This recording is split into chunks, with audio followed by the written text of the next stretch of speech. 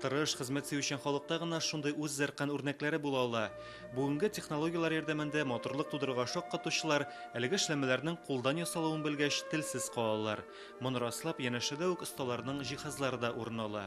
Шушы гади әйберләр белән катлаулы бизәнгечләр хасил ителәләр.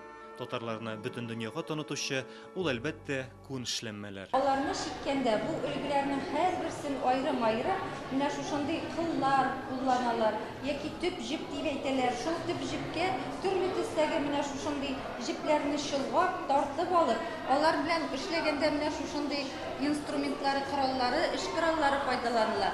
Аларга куеп, тез алдына куеп та эшлиләр. Татар йорты сабыйларның яраткан урыны. Андагы җәймәләр һәммәсе дә борынгы.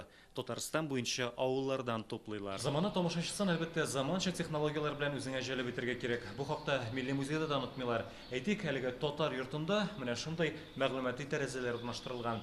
Анда туган як табигатен ел дәвамында күзәтергә һәм ишетергә мөмкин. Татар халык һөнәрләре экспозициясендә агач эшләнмәләргә зур урын бирелә. Сиртмәле кое, ат җигү өчен кирәкле җайланмалар, эш кораллары. Барысы да халкыбызның уңганлыгына ишарәли. Итек иләү станогы бүген дә әллә ни зур үзгәреш кичермәгән. Бу кырлы бәләк белән йонны тигезләп, җүешләп таратканнан соң, аны шушылай таратып, аны бер кат итеп җәя торган булганнар. Чөнки ул итекне ясау өчен. Һәм инде итекне ясаганда аның менә шушындый калыпларыннан да файдаланганнар.